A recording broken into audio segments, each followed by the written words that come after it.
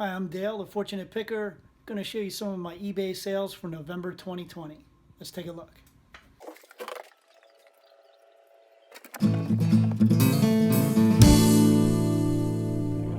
What do you want for that?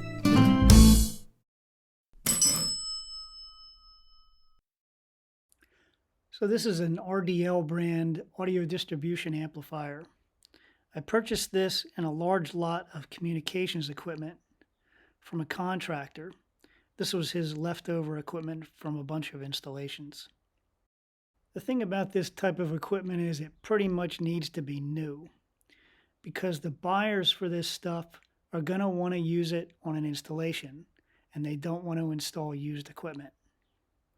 Another thing to remember is it's probably going to sit in your inventory for a while until somebody comes along that actually needs it.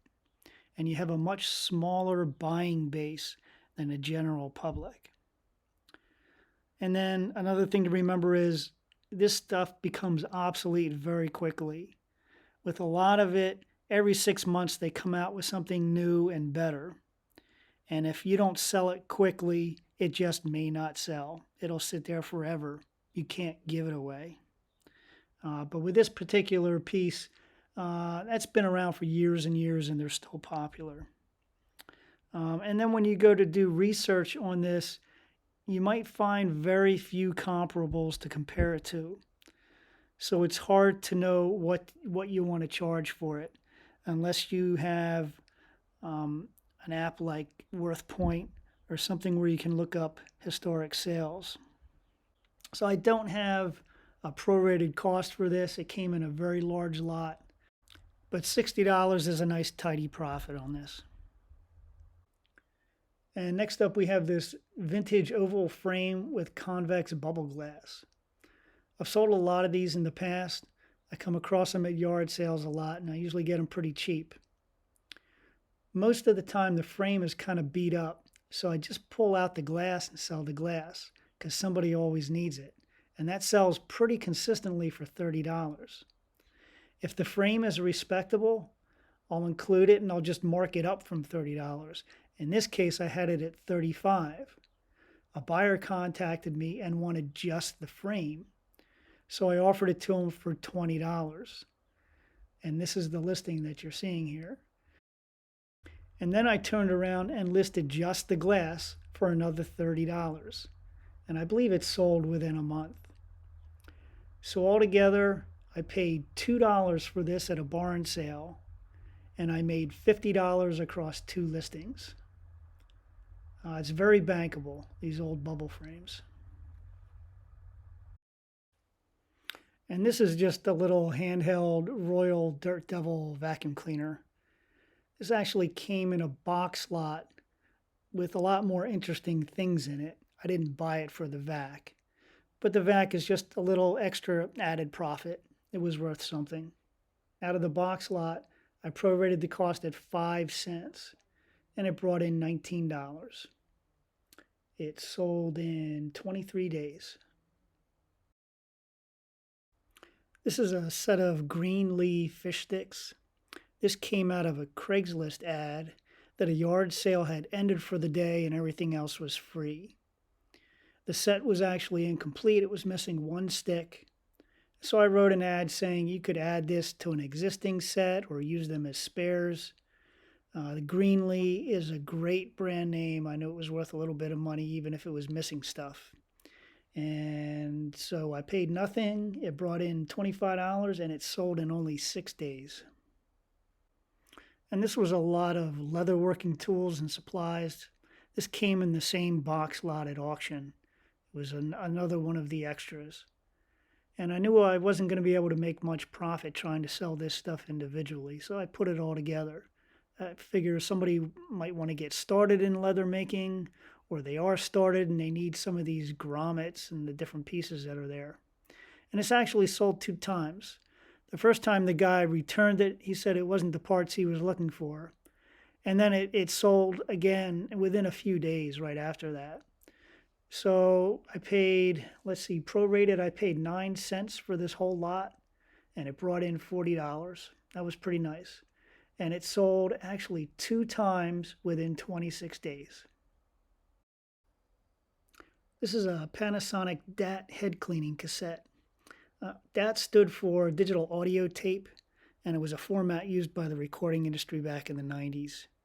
And I had a small studio back then, and this is just one of the leftover things that I have.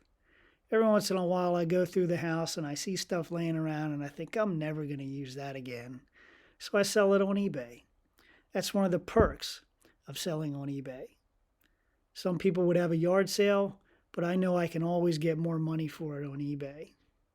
So basically, it cost me nothing. It was just sitting around the house, and it brought in $14.99. It sold in 18 days. There was a bunch of other old tapes that I sold in a lot. You'll probably see that on another episode. This is a guide roller from a reel-to-reel tape recorder.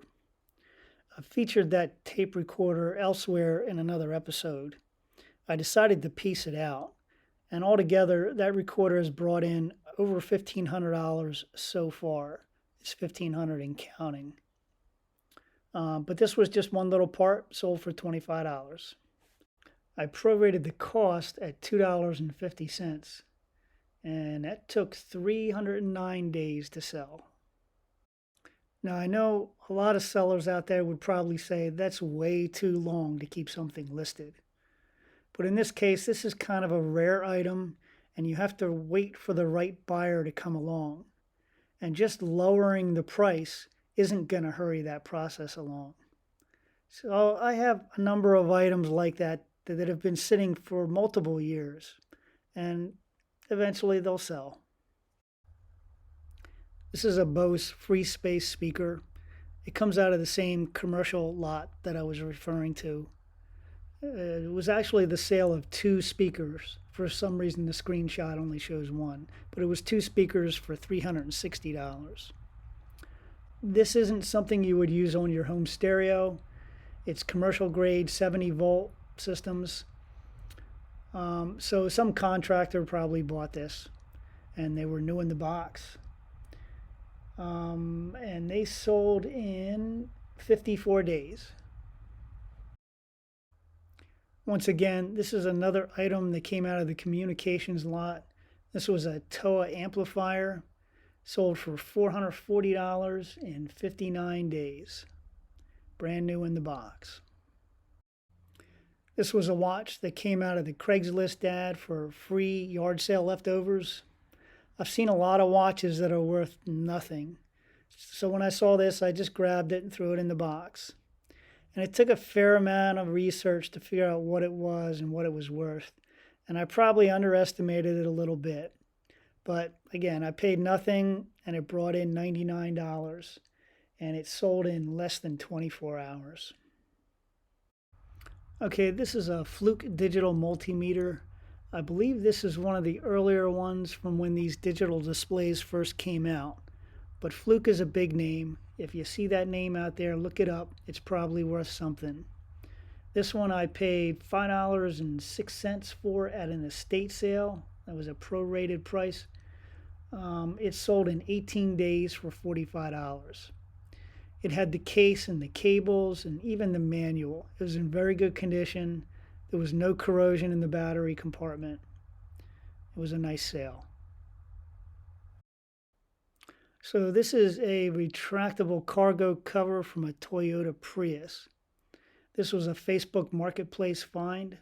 The guy was selling the cargo cover and some filters, some air filters and fuel filters, which I sold separately.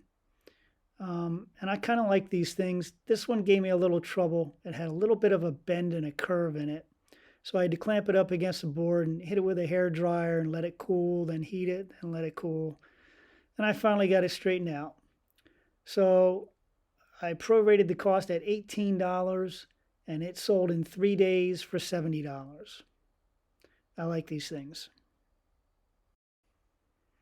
All right, so check this one out. This I thought was really cool. This is a Tektronix handheld oscilloscope called a Miniscope. Now this is old school stuff. This is back in the day when the screens were CRTs. They were cathode ray tubes. It was the old style TV, but it was a miniature one. If you had one of these back in the day, it was really cool.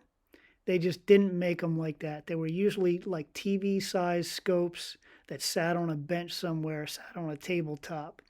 But this was a portable, carry-around oscilloscope. It had the case. Cosmetically, it was in great condition. It didn't work. It did fire up when I first bought it. But when I got it home, I realized as I tried to control the settings on it and actually get a trace out of it, it just wasn't there. And it's pretty much expected that if you have one of these, it's not going to work. I found some comparables online, and only like one or two of them actually worked. Most of them just don't work. So it's assumed that you're going to have to get it and recondition it, replace some parts in it. But I paid $22.51 at an estate sale. That was the prorated cost, and it sold in 15 days for $100. It's one of my all-time favorite sales. And here's something else that came out of the yard sale leftovers. This was a collection of 8 books, Plants vs. Zombies. So it's a children's book, but there are great colored pictures in there. Glossy colored pictures, just beautiful books. And they're still popular, apparently. So this cost me nothing, and it sold in 15 days for $30. This is another one of the RDL pieces that came out of the communications lot. I actually had 9 of these in stock. And it's always nice when you can make one listing and let the buyer select how many they want to purchase. It saves a lot of time. In this case, they selected all 9 of them. It was actually 2 listings because some of them were sealed in the box and some of them were open box. But the buyer purchased all 9 of them for a total of $370. And here was another item that came out of the yard sale leftovers. It's also one of my favorite flips. This was a Monsoon computer surround sound 5.1 speaker system. I featured this in one of my picking videos, so I won't go into great detail other than to say those flat panel speakers sounded great. And it was really fun to just get to flip this one, to be able to bring it to market. It was a great find. So it was free, and it sold in 3 days for $99. It's just icing on the cake. So the last couple items I'm going to show you came out of the communications lot. The first one is another RDL.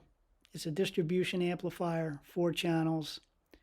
You can see it was wrapped in the plastic from the factory. It sold in 68 days for $65. And the last one was another Bose free space speaker. You can see this one was factory packed in the box, and it sold in 73 days for $95. So that's it for this video. I guess the lesson of the day is it's great to go out there looking for big profits, but it's even better if you like what you're selling. I just love the novelty of finding things I've never seen before, things that I can have an appreciation for, and then taking hold of them and just letting them go on eBay. I just get a kick out of that every time. Thanks for watching.